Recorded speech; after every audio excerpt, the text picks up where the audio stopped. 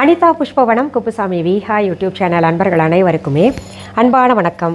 இன்றைக்கு இந்த பதிவில் திருப்பதிக்கு எல்லோரும் செல்லலாமா என்கின்ற தகவலை பார்க்க போகிறோம். ஏன் இப்படி ஒரு தலைப்பு அப்படின்னு கேட்குறீங்களா? சொல்கிறேன். அதற்கு முன்பாக இன்றைக்கு பிறந்தநாள் மற்றும் திருமண நாள் காண இருக்கின்ற அனைவருக்குமே என்னுடைய வாழ்த்துகள்.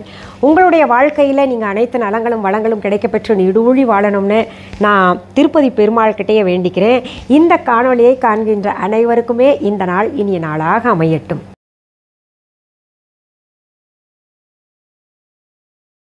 திருப்பதிக்கு எல்லாருமே போகலாமா? ரொம்ப அநியாயமாக இல்லை? இதை கேட்கும்போதே சிலருக்கு கோபம் கூட வரலாம். ஆமாங்க, எனக்கு கூட கோபம்தான் வருது. சமீப காலமாக சிலர் நம்முடைய கஸ்டமர் கேருக்கு தொடர்பு கொண்டு நான் திருப்பதிக்கு போகலாமா அப்படின்னு கேட்டிருக்காங்க. மேடம்கிட்ட கேட்டு சொல்லுங்கள் அப்படின்ற மாதிரி கேட்குறாங்க. எனக்கு ரொம்ப ஆச்சரியமாக இருக்குது. ஏன் இந்த மாதிரி ஒரு கேள்வியை கேட்குறாங்க? ஒரு கடவுள் கோயிலுக்கு போகணும்னா, அதுவும் சக்தி வாய்ந்த அந்த திருப்பதி பெருமாள் கோயிலுக்கு போகணும்னா கேட்கவா வேணும்? எல்லாருமே போகலாம் தானே. இப்படி ஒரு கேள்வி எழுப்பப்பட்டது அப்படின்னு அந்த கேட்குறவங்கக்கிட்டே கேட்க சொன்னேன். அதுக்கு சிலர் யூடியூப்பில் சொல்கிறாங்க, இந்த ராசிக்காரர்கள் போகலாம், அந்த ராசிக்காரர்கள் போகக்கூடாது அப்படின்னு சொல்கிறாங்களே அப்படின்ற மாதிரி கேட்டாங்க. எனக்கு ரொம்ப அதிர்ச்சியாக இருந்தது. அதாவது நம்ம எல்லாம் ஒரு சாதாரண மனிதர்கள். ஆசாமி இந்த சாமி கோயிலுக்கு போகலாம் போகக்கூடாது அப்படின்னு சொல்கிறது எந்த விதத்தில் சரியாக இருக்குது? இது மிகவும் ஒரு கோபத்தை ஏற்படுத்தி அது ஒரு பதிவாகவே கொடுக்கணும் அப்படின்ற மாதிரி தோணுச்சு. அதனால தான் இந்த பதிவை நான் உங்களுக்கு கொடுக்குறேன். கோயில் அப்படின்னாலே சிறப்பு வாய்ந்தது. ஏதோ ஒரு வகையில் சிறப்பு இருக்கத்தான் செய்யுது அனைத்து கோயில்களுக்கும். அது மூடி வைக்க பழங்காலமாக சில கோவில்கள் எல்லாம் மூடி இருக்கும். அப்படி மூடி இருந்தால் கூட அந்த கோவில் என்னைக்கு எடுத்து அது புனரமைக்கப்பட்டு அதுக்கு பூஜை புனஸ்காரங்கள் செய்யும் பொழுது பார்த்திங்கன்னா நிறைய கல்வெட்டுகள் இருக்கும். இத்தனாம் ஆண்டு கால கோயில் இது சுயம்பு ஆக இருந்தது அப்படின்ற விஷயங்கள் எல்லாம் கூட அதில் அடங்கி இருக்கும். அப்படி இருக்கும்போது மிகவும் பிரபலமான மிகவும் சக்தி வாய்ந்த ஒரு கோவில் திருப்பதி.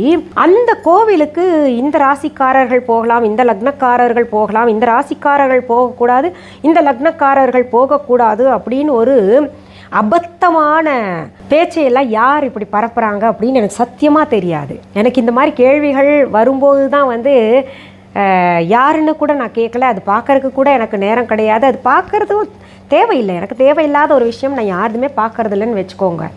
இப்போது நம்ம திருப்பதி கோவிலின் சிறப்பை கொஞ்சம் நம்ம பார்த்துடலாம். அப்புறம் அதை கேட்டதுமே எல்லாருக்குமே போகணுன்ற, எந்த ராசிக்காரர்களாக இருந்தாலும் எந்த லக்னக்காரர்களாக இருந்தாலும் போகணுன்ற ஒரு ஆர்வம் இருக்கும்.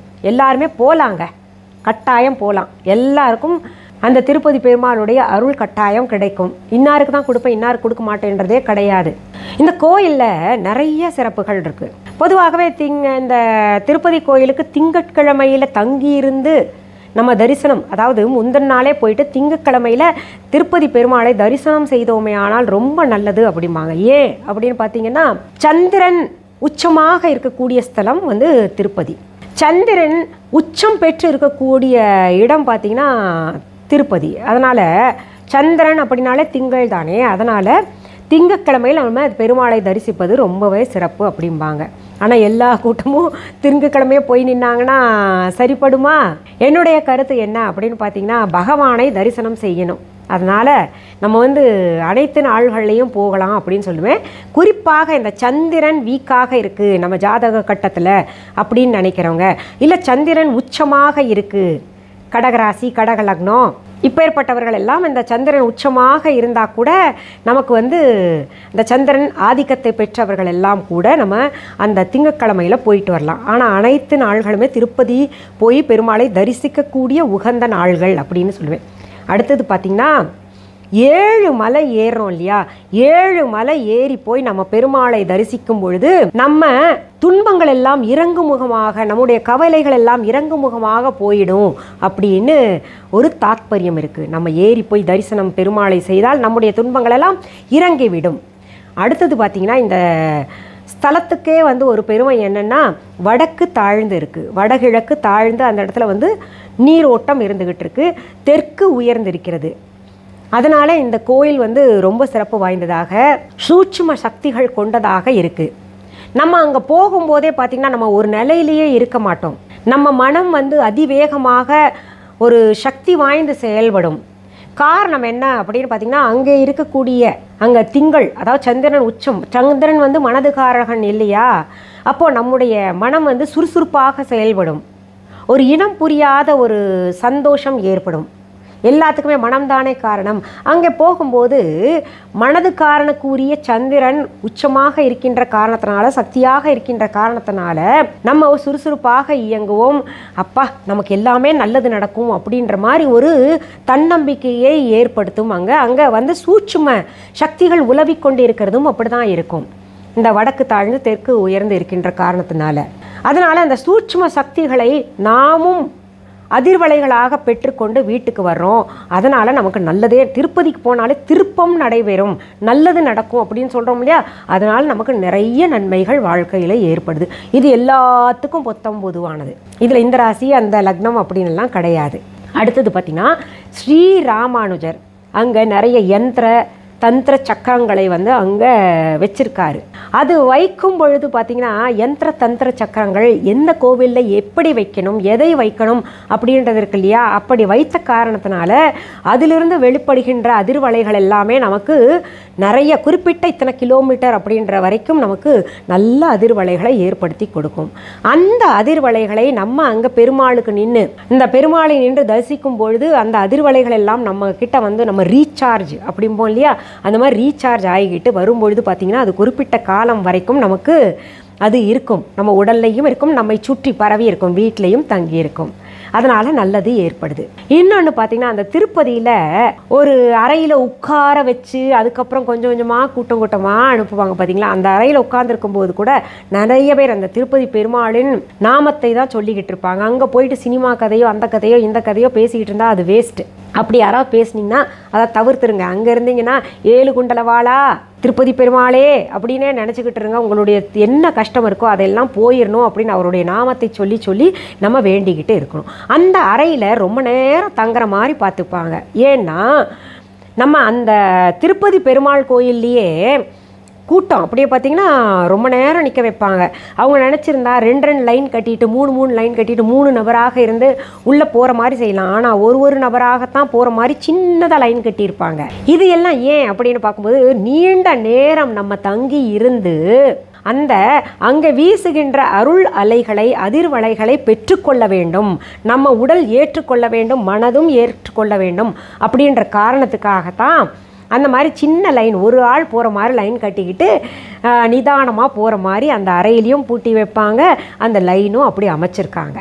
எதுவுமே காரணத்தோடு தான் செஞ்சுருக்காங்க. ஆனால் போயிட்டு வராங்க, இவ்வளோ கூட்டமாக இருக்கே, நெரிசலாக இருக்கே, முடியல, இவங்கெல்லாம் கொஞ்சம் சரியாக நமக்கு அமைக்கக்கூடாதா அப்படின்னு நினைக்கிறோம்ல, அமைக்க முடியும். ஆனால் கூட காரணம் இப்படி இருக்க போய் தான் இந்த மாதிரி சிங்கிள் பர்சன், அதாவது ஒற்றை ஆளாக நின்று போகக்கூடிய மாதிரி அமைஞ்சிருக்கு.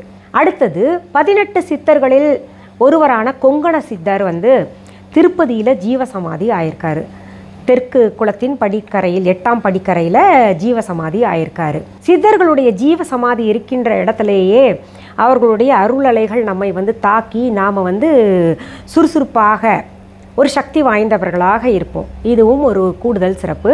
பக்தர்களுடன் சொக்கட்டான ஆடிய பாபாஜி என்கிறவருடைய ஜீவசமாதியும் அங்கே இருக்குது. இன்னும் இப்படி நிறைய கீழே பார்த்திங்கன்னா அம்மையார் இருக்காங்க, தாயார் இருக்காங்க. இந்த அருளலையும் சேர்ந்து அந்த அருளலையும் சேர்ந்து அங்கே இருக்கக்கூடிய கோவில் அமைப்பும் சேர்ந்து எல்லா பக்தர்களுக்கும் நன்மை அளிக்கக்கூடியதாக இருக்குது. அப்படி இருக்கும் பட்சத்தில் சில ராசிகள் போகலாம், சில நட்சத்திரங்கள் போகலாம், சில ராசிக்காரர்கள் நட்சத்திரக்காரர்கள் போகக்கூடாது அப்படின்னு சொன்னால் கூட அதுலேயும் லாஜிக் இருக்குது. இப்போது உதாரணத்துக்கு ஒன்று சொல்கிறேன். திருப்பதி பெருமாளுக்கு பிடித்த ராசிகள் நட்சத்திரங்கள் அப்படின்னு இருந்தால் இதனை ரிஷபம் மேஷம் இந்த மாதிரி ஏதாவது ராசிக்காரர்கள் இல்லை லக்னக்காரர்கள் பிடிச்சிருந்தா நமக்கு அவர் பிடிச்சிருக்கே, நம்ம போய் பார்த்துக்கிட்டு வரலாம் அப்படின்ற மாதிரி ஒரு உணர்வு வரும் இல்லையா? அப்போது அவருக்கு பிடிச்ச ராசிக்காரர்களாக இருந்தால் கூட போய் பார்த்துட்டு வரலாம், பகவானின் அருள் நமக்கு கூடுதலாக கிடைக்கும், சீக்கிரத்தில் கிடைக்கும் அப்படின்னு நம்பிக்கையில் கட்டாயம் போகணும். பிடிக்காத சிலர் பேசுகிறாங்கல்ல, மேதாவியாக உட்காந்து திருப்பதி கோயிலுக்கு இவங்க தான் போகணும், இவங்க தான் போகக்கூடாது அப்படின்ற மாதிரி, இப்படி வாய்க்கு வந்ததெல்லாம் பேசக்கூடாது. கோவில் ஆன்மீகம், உண்மையான ஆன்மீகம் அப்படின்னாலே ஆன்மீகத்தில் லயித்து உண்மையான ஆன்மீகம் என்னவோ அதுதான் சொல்லணும். கடவுள் நமக்கு அப்பாற்பட்ட சக்தி, அந்த தெய்வ சக்தியை வந்து நமக்கு ரொம்ப சாதாரணமாக நினைத்து கொண்டு பேசக்கூடாது இல்லையா? அதனால் நம்ம என்ன பேசுகிறோமோ அதை உணர்ந்து பேசணும். சரி, அடுத்தது இன்னொன்று லாஜிக் படி சொல்கிறேங்க. சப்போஸ் திருப்பதி பெருமாளுக்கு இந்த ராசி ஆகாது, இந்த நட்சத்திரம் ஆகாதுன்னு சொல்கிற மாதிரி சிலர் யார் பேசுகிறாங்களோ அவங்க பேசுகிற மாதிரியே இருந்தால் கூட, அச்சோ அவருக்கு என் மேலே கோவமா, நான் போய் பார்த்துட்டு அவர் தரிசனம் பண்ணிக்கிட்டு அவர் வேண்டிக்கிட்டு வர்றேன்னு தான் யாருமே நினைப்பாங்க.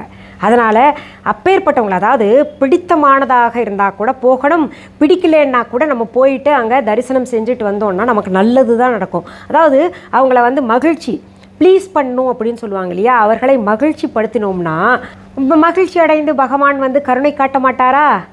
காட்டுவார் தானே. மனிதர்களே காமிக்கும்போது நம்மை படைத்த இறைவன் தாயாக நடந்து கொள்கின்றவன் வந்து கருணை காட்ட மாட்டானா? அதனால் அப்படியும் நமக்கு நல்லது தான் நடக்கும். எப்படி இருந்தாலும் லாஜிக் படி பார்த்தோம்னா நல்லது தாங்க. அதனால் நீங்கள் என்ன பண்ணுங்கள், யார் என்ன சொன்னாலும் கவலைப்படாமல் திருப்பதி பெருமாள்கிட்ட போகணும்னு நினைக்கிறவங்க போய் தரிசனம் பண்ணிட்டு வாங்க. கட்டாயம் திருப்பம் ஏற்படும்.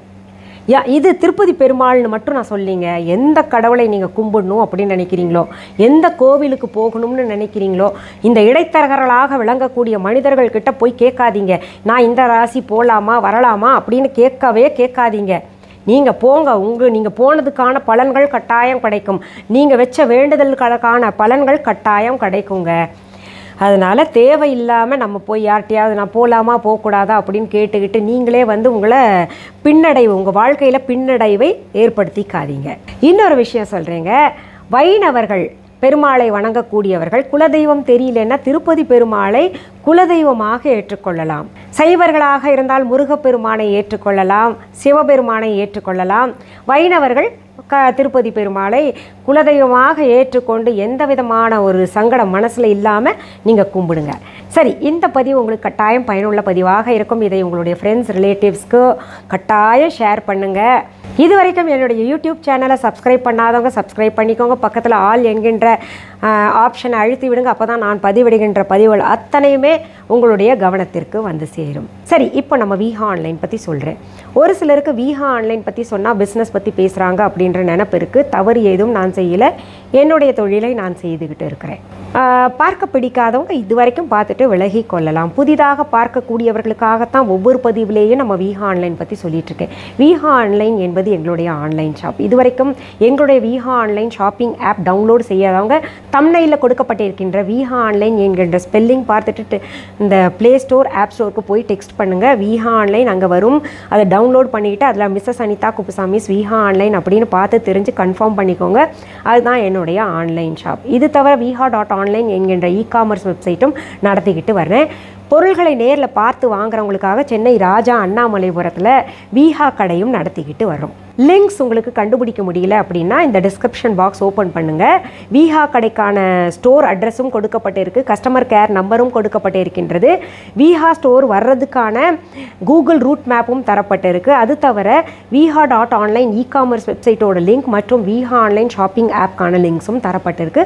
அதை நீங்கள் பார்த்து தெரிஞ்சுக்கலாம் முழு விவரங்களும். நம்முடைய விஹா ஆன்லைனில் நிறைய புதிய புதிய பொருள்கள் சொல்லணும்னா, இந்த கருங்காலியில் வேல்கள் சைஸ் வாரியாக இருக்குது, சின்னதுலேருந்து பெருசு வரைக்கும் இருக்குது. பிராஸ்லேயும் வேல்கள் பார்த்திங்கன்னா மிகப்பெரியது, அதாவது 5 அடி 6 அடி வரைக்கும் இருக்குது. சின்ன வேலும் இருக்குது. முருகப்பெருமானுடைய சிலைகள் ரொம்ப அழகாக இருக்குது. முருகப்பெருமானு படங்கள் எல்லாம் கூட ரொம்ப அழகாக இருக்குது. அதனால் ஆர்டர் ப்ளேஸ் பண்ணணும் அப்படின்னு நினைக்கிறவங்க நீங்கள் நம்ம விஹா ஆன்லைனில் போய் பாருங்கள். புதிதாக நீங்கள் கேட்குற உங்களுக்கு உபயோகமான பொருள்கள் எல்லாமே நாங்கள் கொடுத்துட்ருக்கோம். இன்னும் சொல்லப்போனால் நான் இந்த மாதிரி சாரீ கட்டியிருக்கேன்ல, நிறைய பேர் போன தடவை நான் கட்டியிருந்த சாரியை பார்த்துட்டு அந்த மஞ்சள் கலர் சாரீ ரொம்ப நல்லா இருக்குது, எங்கே வாங்கினீங்க அப்படின்னு கேட்டிங்கன்னா அந்த மாதிரி சாரீஸ் எல்லாமே நம்ம விஹா ஆன்லைனில் கொடுத்துருக்கேன். சாரீஸ் கேட்டகரி வாரியாக பிரித்து கொடுத்துருக்கேன். நகைகளும் இருக்குது, போய் பாருங்கள். ஐம்பொன்லாம் ரொம்ப நல்லாயிருக்கும். என்னென்னா இந்த புடவை ஒரு சிலது பார்த்திங்கன்னா இந்த ஃபோட்டோவில் பார்க்குறத விட நேரில் ரொம்பவே அழகாக இருக்கும். அதனால் நீங்கள் அதாவது நான் தான் செலக்ட் பண்ணுறேன், என்ன நம்பி நீங்கள் வாங்கலாம். சரி, இதில் இன்னும் முக்கிய சில தகவல்கள் சொல்கிறேன். நம்முடைய விஹா ஆன்லைன் ஷாப்பிங் ஆப் தவிர மற்றும் viha.online இ-காமர்ஸ் வெப்சைட் தவிர எங்களுடைய விஹா கடையை தவிர எங்களுடைய பொருள்கள் வேறு எந்த இ-காமர்ஸ் வெப்சைட்லேயோ அல்லது வேறு எந்த ஆன்லைன் ஷாப்பிங் ஆப்லேயும் வேறு எந்த கடைகள்லையும் எங்களுடைய விஹா முத்திரை தாங்கி இருந்ததுன்னா அதற்கும் எங்களுக்கும் தொடர்பு இல்லை, அது டூப்ளிகேட் அப்படின்னு சொல்லிக்கிறேன். என்னுடைய பெயர், புகைப்படம், வீடியோ, ஆடியோவை பயன்படுத்திக்கிட்டு அவங்க கடை தாங்க, அவங்களோட பொருள்கள் தாங்க அப்படின்னு எங்கேயாவது சொன்னாங்கன்னா அதுக்கும் எனக்கும் சம்பந்தம் இல்லை, அது பொய்யான பரப்புரை அப்படின்றத நீங்கள் மனசில் கொள்ளலாம். ஏன் இதெல்லாம் சொல்கிறேன் அப்படின்னா, எங்களோடது 100% ஆர்கானிக் மற்றும் ஹெர்பல் ப்ராடக்ட்ஸ் தான் கொடுத்துட்ருக்கேன். எல்லாமே கெமிக்கல் கலக்காத ப்ராடக்ட்ஸ் நான் செய்து தந்துக்கிட்டு இருக்கேன், சோப் எல்லாமே. அதனால் நீங்கள் வேறு எங்கேயாவது பார்த்துட்டு அது வாங்கி உங்களுக்கு ஏதாவது ஸ்கின்ல ஆச்சுன்னா என்ன திட்டக்கூடாது, நீங்களும் ஏமாந்துடக்கூடாது, சரியா? அதனால தான். சரி, மீண்டும் அடுத்த பதிவில் சந்திக்கலாம். அது வரைக்கும் நன்றி, வணக்கம். அன்பான வாடிக்கையாளர்களே, உங்கள் விஹா ஸ்டோரில் பூஜை பொருட்கள், சிலைகள், ராசிக்கற்கள், வாஸ்து பொருட்கள், விதைகள், பாரம்பரிய அரிசி வகைகள், சிறுதானியங்கள், ஆர்கானிக் பொருட்கள், மூலிகை எண்ணெய், மளிகை பொருட்கள், மரச்செக்கு எண்ணெய், மரப்பொருட்கள், வெள்ளி ஆபரணங்கள், கிஃப்ட் ஆர்டிகல்ஸ், காட்டன் மற்றும் பட்டு புடவைகள், காட்டன் சுடிதார்கள், பட்டு பாவாடை, குழந்தைகளுக்கான விளையாட்டு பொருட்கள், ஹை குவாலிட்டி இமிடேஷன் நகைகள், வீட்டு உபயோக பொருட்கள், ஜூட் பேக்ஸ், ஹேண்ட்மேட் சோப்ஸ், அழகு சாதன பொருட்கள், சிறுதானிய பிஸ்கெட்டுகள், ஹோம் அப்ளையன்சஸ், இன்னும் பற்பல பொருட்கள் விற்பனைக்குள்ளது. விஹா ப்ராடக்ட்களை நீங்கள் வாங்க விரும்பினால் அது எங்களுடைய viha.online வெப்சைட் மற்றும் சென்னை ராஜா அண்ணாமலைபுரத்தில் உள்ள எங்கள் விஹா ஸ்டோரில் மட்டுமே கிடைக்கும் என்பதை தெரிவித்துக் கொள்கிறோம். வேறு எந்த ஆன்லைன் வெப்சைட்களிலும் விஹா ப்ராடக்ட்கள் விற்பனைக்கு கிடையாது என்பதை நீங்கள் கவனத்தில் கொள்ள வேண்டும். எங்கள் விஹா ஸ்டோரின் விலாசத்தை கண்டறிய கூகுள் மேப்ஸில் விஹா ஸ்டோர் என்று டைப் செய்தால் வழியை கண்டறியலாம். www.viha.online வெப்சைட்டிலும் விஹா ஸ்டோரின் அட்ரஸ் உள்ளது.